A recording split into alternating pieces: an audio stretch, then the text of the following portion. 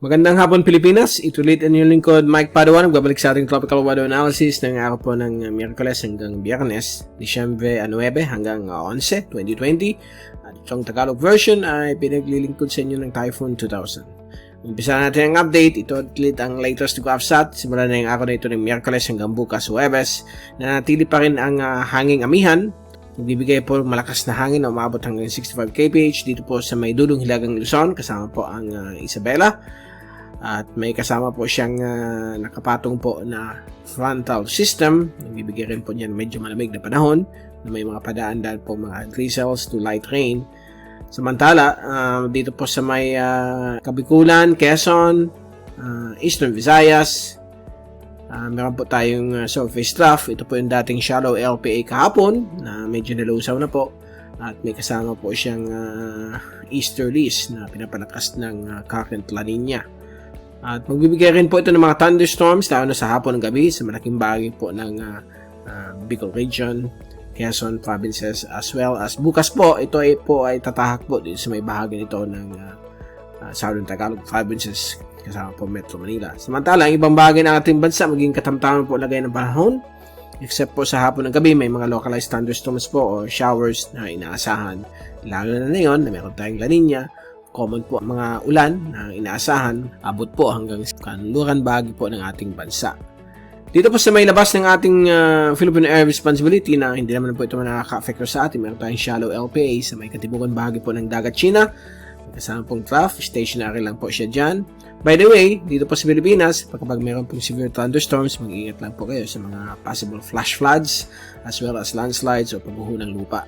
Samantala, sa labas ng ating bansa, all clear po, wala po tayong nakikitang possible formation for the next 5 to 10 days. Base po yan sa dalawang computer models, yung American at European models. Meron lang po tayong intertropical convergence zone. So, yan po ang latest sa ating GovSat. Kung tingin natin yung fast animation, so yan po, kinakita po natin yung dating LPA na naging surface trough dumadaan din sa Kabikulan. Nagpapaulan po sa atin. Samantala, meron po tayo ditong intertropical convergence zone na wala naman pong lumumuong sama ng panahon sa area na yan ng karagatan ng Western Pacific. Samantala, ito po yung zoom in satellite animation mula sa windy.com, UMETSAT. So, yan po, kinakita po natin pagdaan ng surface trough sa may bahagi po ng Kabikulan, Quezon, at Eastern Visayas. At sabi ko nga, bukas, maka-affecto rin dito sa may bahagi po ng Southern Tagalog provinces kasama po Metro Manila. Kaya bukas po ng alas 8, alas 9 ng umaga sa forecast ng ECMWF via the windy.com premium ay may mga inaasahan po tayong mga localized thunderstorms, mga paulan sa Central at Southern Tagalog provinces, Central Luzon at Southern Tagalog provinces kasama po ang Northern Mindoro at Metro Manila dahil nga dito sa surface trough na dumadaan. Pagdating po ng Huwebes ng hapon, nakikita po natin ang surface trough na nag-exit na po sa may west of Mindoro patungo po sa West Philippine at South China Sea.